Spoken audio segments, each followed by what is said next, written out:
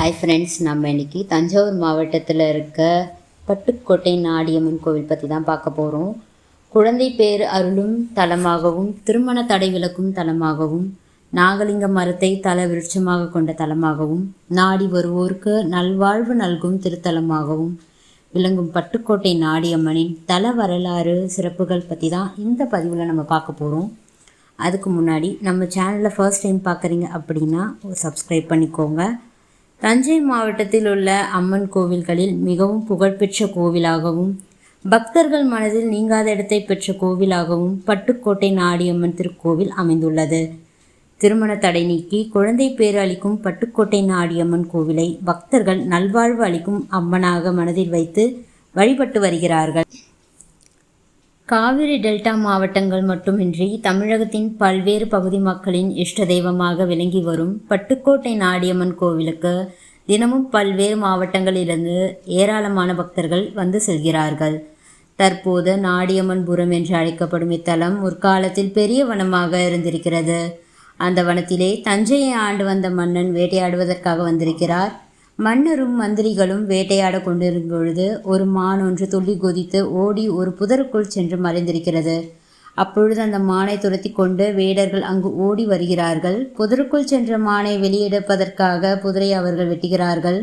அப்படி வெட்டும் பொழுது அந்த புதருக்குள் இருந்து ரத்தம் பீறிட்டு வெளியேறி இருக்கிறது. இதனால் பதற்றமடைந்த வேடர்கள் புதரை விலக்கி பார்த்த பொழுது அந்த புதருக்குள் அம்பாள் சிலை ஒன்று இருந்திருக்கிறது. அதை கண்டு அதிர்ச்சி அடைந்த வேடர்கள் அம்மன் சிலையின் நெற்றியில் காயம்பட்டு அதிலிருந்து ரத்தம் பீறிட்டு வெளியேறுவதைக் கண்டு மயக்கமடைந்தனர்.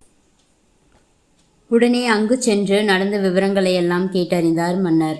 அம்பாளுக்கு அதே இடத்தில் கோவில் கட்ட உத்தரவிட்டு மானியமாக நிலங்களையும் வழங்கியிருக்கிறார் அந்த தஞ்சையை ஆண்ட மன்னன். அந்த காலத்தில் இந்த பட்டுக்கோட்டையில் சிறந்த பக்திமானாகவும் செல்வந்தராகவும் விளங்கிய சின்னான் என்பவரிடம் அம்பாளுக்கு கோவில் கட்டும் பொறுப்பை ஒப்படைத்திருக்கிறார் மன்னன்.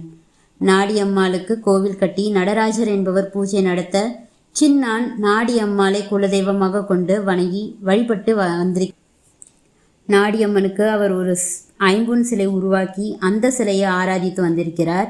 அதைத் தொடர்ந்துதான் இந்த ஆலயத்திற்கு என்று தீர்த்த குளமும் உருவாக்கப்பட்டிருக்கிறது. பட்டுக்கோட்டை நாடியம்மனுக்கு ஆண்டுதோறும் பங்குனி மாதம் 2ஆம் செவ்வாய்க்கிழமைகளில் காப்பு கட்டி திருவிழா தொடங்கி 12 நாட்கள் அம்பாள் வீதி உலா வருவது கண்கொள்ளா காட்சி. இந்த 12 நாட்களும் பட்டுக்கோட்டை நகரமும் அதன் சுற்று வட்டார கிராமங்களும் திருவிழா கோலம் போல இருக்கும். இந்த 12 நாள் திருவிழாவில் 6ஆம் நாள் ஞாயிற்றுக்கிழமை இரவு மின் விளக்குகளால் அலங்கரிக்கப்பட்ட இந்திர விமானத்தில் நாடியம்மன் வெள்ளி சிம்ம வாகனத்தில் எழுந்தருளி செட்டியார் தெருவில் வடகரிசி மாலை போடும் விழா வெகு விமர்சையாக நடைபெற்று வருகிறது. நாடியம்மனுக்கு காப்பு கட்டியதும் பட்டுக்கோட்டை வாழ் மக்கள் பாயில் படுக்க மாட்டார்கள், செக்கு ஆட்ட மாட்டார்கள், உலக்கை சத்தம் கேட்காது. அந்த அளவுக்கு மக்கள் பயபக்தியுடன் இருப்பார். பட்டுக்கோட்டையில் சுற்றுப்புற பகுதியிலும் நாடிமுத்து, நாடியான், நாடியம்மை என்று குழந்தைகளுக்கு பெயர் வைப்பது அதிகம் வழக்கத்தில் உள்ளது. நாடியம்மன் கோவில் சில காலம் பரம்பரை அறங்காவலர்களின் பொறுப்பில் இருந்தது. தற்பொழுது இந்திய அறநிலையத்துறையின் கட்டுப்பாட்டின் இருந்து வருகிறது. முற்காலத்தில் அடர்ந்த வனமாக விளங்கிய பட்டுக்கோட்டை தற்போது நாடியம்மன் அருளால் பல்வேறு துறைகளிலும் வளர்ச்சியடைந்து இன்று ஒரு பெரிய வணிக நகரமாக விளங்குகிறது. பட்டுக்கோட்டை நாடியம்மனை தேடி வரும் பக்தர்கள் கோடி நன்மை பெறுவார்கள் என்பது சான்றோர் வாக்கு. 1676ஆம் ஆண்டு முன்பு பட்டுக்கோட்டையை நாயக்க மன்னர்கள் ஆண்டு வந்தார்கள். அவர்களுள் ஒருவரான பட்டு மழவராய நாயக்கர் இவர் பெயரால் தான் பட்டு மழவராயன் கோட்டை என்று அழைக்கப்பட்டு இந்த பகுதி பின்னாளில் பட்டுக்கோட்டை என்று பெயர் பெற்றிருக்கிறது. இங்கு சோழர் காலத்தில் சிவன் கோவிலும் பெருமாள் கோவிலும் கூட கட்டப்பட்டன. பின்னர் வந்த நாயக்கர் காலத்தில்தான் நாடியம்மன் புகழ் பரவ தொடங்கியது. நாயக்க மன்னர்களுள் ஒருவரான ராமப்ப நாயக்கர் இந்த கோவிலின் கருவறையை கட்டியிருக்கலாம் என்று கூறப்படுகிறது. பழைய கோவிலின் முன்மண்டபம் அமைப்பு முற்றிலும் நாயக்கர் கலைபாணியை தழுவியிருக்கிறது. முற்காலத்தில் வளைவான செங்கற்கள் சுண்ணாம்பு கொண்டு வலிமையாக கோவில் கட்டப்பட்டு இருந்தது. இன்று இந்த கோவில் முழுமையாக திருத்தி அமைக்கப்பட்டுள்ளதால் பழைய சின்னங்களை பார்க்க முடியவில்லை. கிபி 1740ஆம் ஆண்டு தஞ்சையை ஆண்ட பிரதாப சிம்மன் மகராஜன் நாடியம்மன் புகழை கேள்விப்பட்டு இந்த கோவிலுக்கு திருப்பணி செய்திருக்கிறார். மேலும் அம்மன் உற்சவ திருமேனி, தேர் ஆகியவையும் அப்பொழுதுதான் செய்யப்பட்டிருக்கிறது.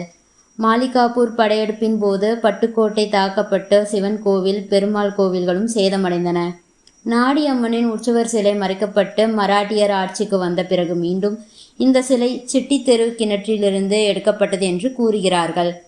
பட்டுக்கோட்டை நகரின் குலதெய்வமாக விளங்கும் நாடியம்மன் வேண்டுவோருக்கு வேண்டும் வரம் அருளும் தெய்வமாகும். குழந்தை பேறு, திருமண தடை விலக்கும் முக்கிய தலமாகும். கோவிலின் தலவிருட்சம் நாகலிங்க மரம்.